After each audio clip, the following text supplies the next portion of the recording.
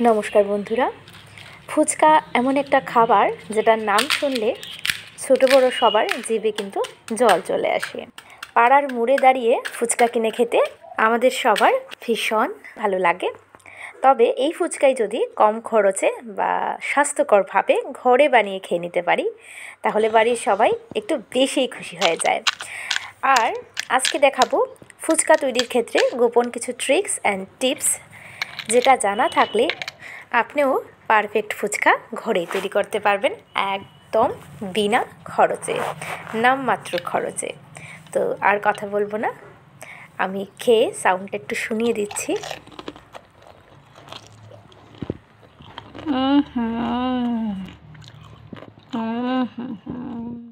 প্রথমেই ফুচকাটার ডোটা মেখে নেব। তার জন্য এখানে 1 বাটির মতো সুজি নিয়েছি, আর আমার সুজিটা একটু মোটা দানার। তো এখানে আছে 160 গ্রামের মতো সুজি। আমি একটু মাপটা বলে দিচ্ছি যাতে তোমাদের সুবিধে হয়।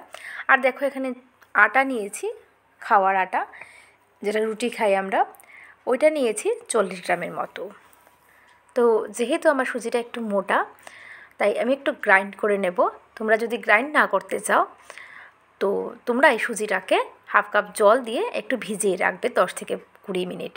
তো আমি একটু মিক্সারে দিয়ে গ্রাইন্ড করে নিলাম। দেখো, তো একবারে সব হয়নি, 2 বারে আমি গ্রাইন্ড করে নিয়েছি। এখানে দেখো 40 গ্রাম ময়দা নিয়েছি। এখন কতটুকু হয় বাটির মাপে একটু দেখিয়ে নিচ্ছি। যতটুকু সুজি দিয়েছিলাম তার 4 ভাগের কিন্তু 1 ভাগ। তো দেখো, তার জন্য বাটিতে নিয়ে দেখালাম যাতে তোমাদের একটু সুবিধা হয়। তো রেশিওটা কিন্তু এই সমানভাবে রাখলে, আর আমি স্টেপে স্টেপে বলে দেবো কী করতে হবে। এখানে দিচ্ছি 1/4 চামচের মতো বেকিং সোডা আর 1/4 চামচের মতো লবণ। তোমরা চাইলে লবণটা স্কিপ করতে পারো, বাট দিলে ভালো লাগবে। বাট যদি সংরক্ষণ করো তাহলে বলবো লবণটা দিও না। তো বেকিং সোডাটা কিন্তু ইম্পর্টেন্ট, এটা দিতে হবে। তবে এখানে জল নিয়েছি দেখো 1 বাটির মতো। এই জলটা ঠান্ডাও না আবার গরমও না, একদম নাতিশীতোষ্ণ একটা জল, মানে রুম টেম্পারেচারের জল নিয়েছি। এবার সামান্য অল্প অল্প জলের ছিটে দিয়ে আমি মিশিয়ে নেব, মানে ডোটা মেখে নেব। তবে একসাথে কখনোই বেশি জল দেবে না, যেহেতু সুজি আছে তাই বুঝতে একটু প্রবলেম হবে। তার জন্য সামান্য অল্প অল্প করে জল দিয়ে এই ডোটা মেখে নিতে হবে। এই ডোটা একদম নরম করা যাবে না, আবার একদম হার্ডও হবে না, যেহেতু সুজি আছে এটা কিন্তু ফুলে যাবে। তো দেখো, একটু একটু করে জল দিয়ে আমি ডোটা খুব ভালোভাবে মেখে নিচ্ছি। এই ডোটাকে আমাদের মাখতে হবে 10 থেকে 15 মিনিটের জন্য। এটাকে যত বেশি ভালো এটা মাখানো হবে তত বেশি একটা পারফেক্ট ফুচকা কিন্তু তৈরি হবে। তো দেখো, আমি একটু সময় নিয়ে একটু ঠেসে ঠেসে মাখছি। দেখো, সব জল লাগেনি, তবে একদম শেষে দেখিয়ে দেবো কতটুকু জল লেগেছে। তবে এটা মাখতে কিন্তু আমাদের আরও একটু জল লাগবে। তোমাদের যখনই মনে হবে একটু হার্ড হয়ে গেছে তখনই হাতের মধ্যে একটু জল ভিজিয়ে নেবে। তো দেখো, আমার যখনই মনে হচ্ছে একটু শক্ত তখনই আমি একটু সামান্য জলের ছিটিয়ে দিয়ে এইভাবে এটাকে স্মুথভাবে কিন্তু বেটে নিতে হবে, মেখে নিতে হবে। এবার দেখো, প্রথম অবস্থায় এটা কিন্তু মাখতে একটু কষ্ট হবে যেহেতু অনেকটা টাইট। এখানে দেখিয়ে দিচ্ছি জল কতটুকু লেগেছে। দেখো, 1 বাটি থেকে আমার 3/4 কাপের থেকে আরেকটু কম জল লেগে গেছে। একটু দেখার সুবিধার জন্য, তোমাদের সুবিধার জন্য দেখিয়ে দিলাম। এবার কি করতে হবে, এইভাবে হাতের তালু দিয়ে এটাকে এইভাবে প্রেস করে করে আমাদের মেখে নিতে হবে। এটা কিন্তু ভীষণ ইম্পর্ট্যান্ট একটা টিপস, এটা অবশ্যই করবে ফুচকা তৈরির ক্ষেত্রে। তো এইভাবে 10 থেকে 15 মিনিট এটাকে সেম প্রসেসে কিন্তু এটা তোমরা করে নেবে। তো দেখো, একবারে একটা জায়গায় সেন্টারে নিয়ে আসছি, আবার হাতের তালু দিয়ে সেম প্রসেসটা করছি। তো এইভাবে 10 থেকে 15 মিনিট করলেই দেখবে খুব সুন্দর সফট একটা ডো কিন্তু আমরা পেয়ে যাব। তো দেখো, আমার ঠিক 15 মিনিট পর আমি দেখিয়ে দিচ্ছি কতটা সফট, তোমরা দেখে বুঝতে পারছো। আর এই সময়ে আমার আরও 2 থেকে 3 চামচের মতো জল লেগেছে। যখনই ড্রাই মনে হয়েছে, তোমরাও যখনই ড্রাই মনে হবে তেল কিচ্ছু দেবে না, হাতে অল্প একটু জল লাগিয়ে দিয়ে দেবে। এবার এটাকে ঢেকে 1 ঘন্টা রেস্টে রেখে দেবো। এবার বাজারে কিন্তু একটা মশলা দেয়, এই মশলাটাই আমরা এখন ঘরে বানিয়ে নেব আলু মাখাতে দেওয়ার জন্য। 1 চামচের মতো জিরে, ধনিয়া, মৌরি, 20-25টার মতো গোলমরিচ, 2টা শুকনো মরিচ, আর নিয়েছি 1 চামচের মতো রাঁধুনি। সব মশলা নিয়ে প্রথমে আমি দিয়ে দিচ্ছি এখানে জিরে, ধনিয়া আর মৌরিটা দিয়ে হালকা আগুনে সামান্য একটু ভেজে নেব, একদম বেশি না। আর কখনোই মশলাটা বেশি আগুনে ভাজবে না।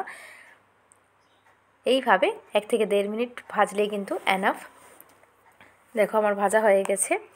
এবার এখানে দিয়ে দেব যেটা ছোট ছোট আছে, মানে রাঁধুনিটা কিন্তু অনেক ছোট, রাঁধুনি দিয়ে দিচ্ছি, গোলমরিচ আর শুকনো মরিচটাও দিয়ে দেব। সব কিছু দিয়ে আরও 1.5 থেকে 2 মিনিট এটাকে ভাজলেই কিন্তু মশলাটা একদম রেডি হয়ে যাবে। কখনোই ওভার কুক করবে না, ওভার ফ্রাই করবে না, তাহলে কিন্তু মশলাতে একটা পুরা একটা স্মেল চলে আসবে। মশলাটা যখন দেবে তখন তিতা তিতা লাগবে।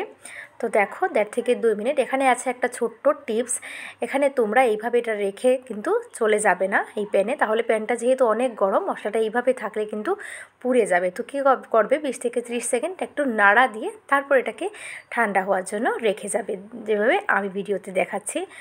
এটা কিন্তু অনেকেই এই ভুলটা করো, এইভাবে ভাজার পর রেখে চলে যাও, বাট এটা করা যাবে না।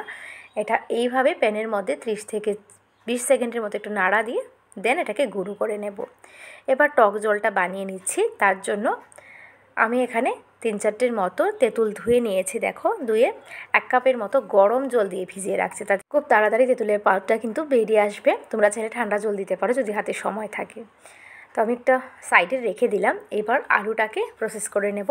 তার আগে আমি আলু কিন্তু সেদ্ধ করে রেখেছি। আর আলু কীরকম সেদ্ধ করতে হয়, আলুর পিঠে যেভাবে বানায় সেইভাবেই, আলুর ভেতরে যাতে জল না থাকে, মানে একদম ভর্তা করে ফেলা যাবে না আলুটাকে। তোমরা দেখে বুঝতে পারছো অনেকটা শক্ত পরিমাণে আছে আলুটা।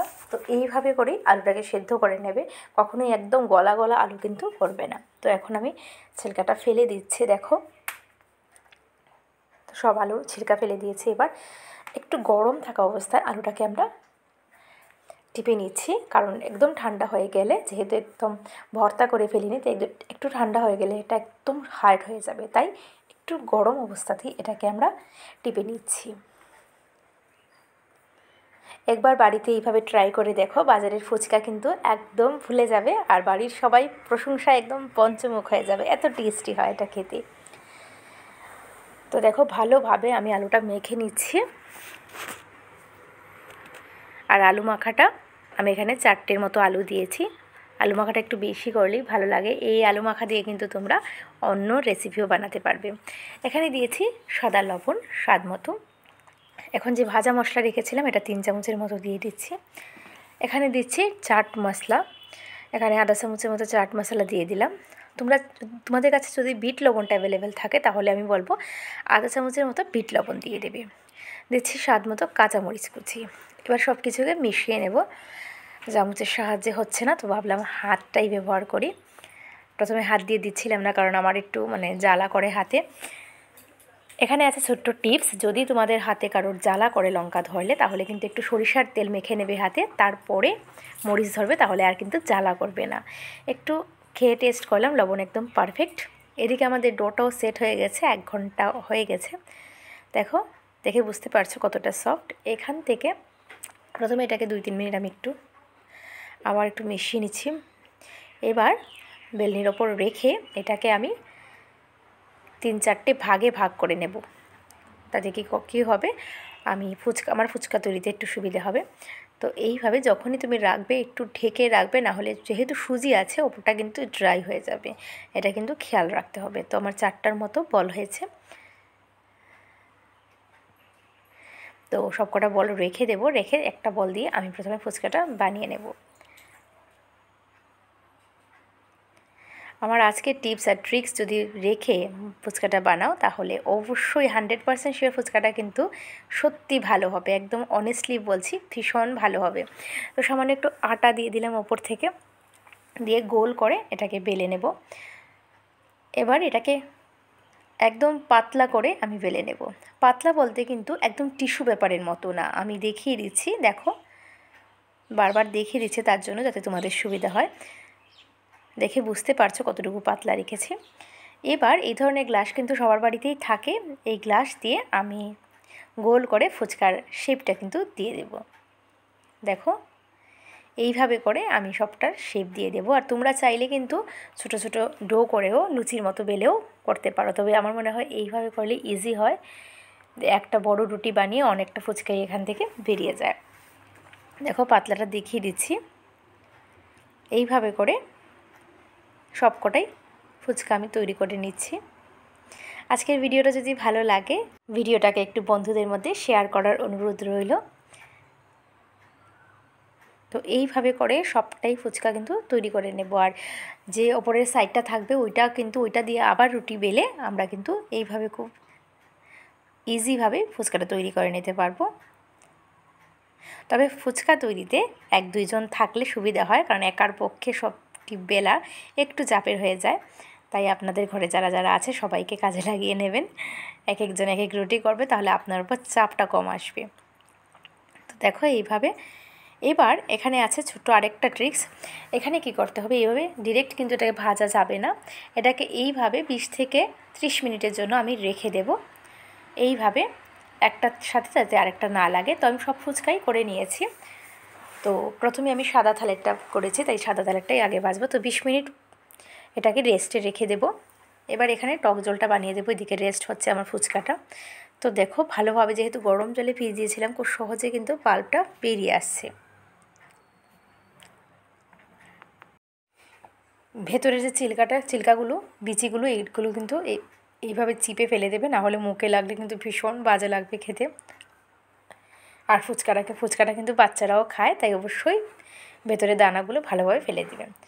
তো একটা পাত্রে নিয়ে নিয়েছি, এখানে দিয়ে দিয়েছি পর্যাপ্ত পরিমাণে জল, মানে টক জল আসলে একটু পাতলাই ভালো লাগে। 1 বাটির মতো জল দিয়ে দিয়েছি, ভালো জল। এবার এখানে দিচ্ছি স্বাদ মতো লবণ, একটু চাট মশলা মানে আধা চামচের মতো, চিলি ফ্লেক্স দিচ্ছি আধা চামচের মতো, ভাজা মশলাটা দিয়েছি 1 চামচের মতো, সামান্য একটু আদা বাটা দিয়েছি, আর দিচ্ছি সামান্য একটু কাঁচামরিচ বাটা।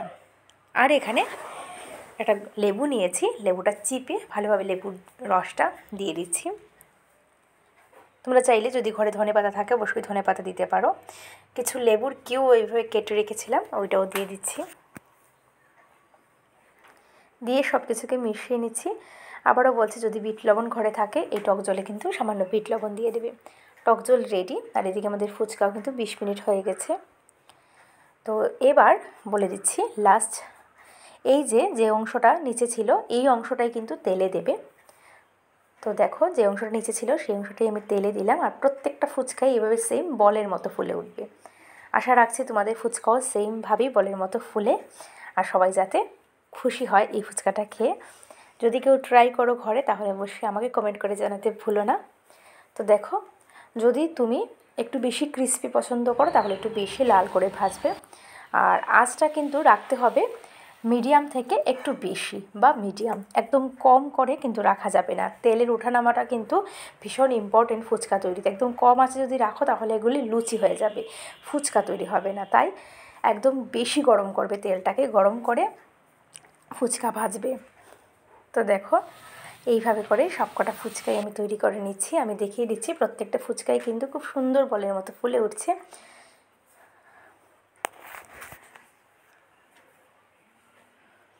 তো দেখুন আমার প্রত্যেকটা ফুচকা কিন্তু তৈরি হয়ে গেছে।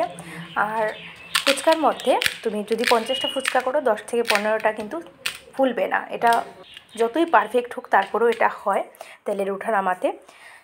তো এইগুলি দিয়ে কিন্তু তোমরা খুব সুন্দর আলুর মধ্যে মাখিয়ে এগুলিকে পাপড়িগুলিকে খেয়ে নিতে পারো, ভীষণ টেস্টি হয়। তো আমি ফুচকা বানিয়ে জাস্ট শব্দগুলো তোমাদের শোনাচ্ছি যে কতটা ক্রিস্পি হয়েছে। সবাই কিন্তু ভীষণ খুশি হয়েছে, একদম বাজারের মতো নামমাত্র খরচে কিন্তু ফুচকাটা তৈরি হয়ে গেছে। তো আশা রাখছি তোমাদের ফুচকাটাও ভালো হবে, রেশিওটা সেম রাখবে। আর যা টিপস অ্যান্ড ট্রিক্স দিয়েছি ওগুলো মাথায় রেখে ফুচকাটা তৈরি করবে। আবার দেখা হবে নতুন ভিডিওর সাথে। সবাই ভালো থাকবে, টাটা।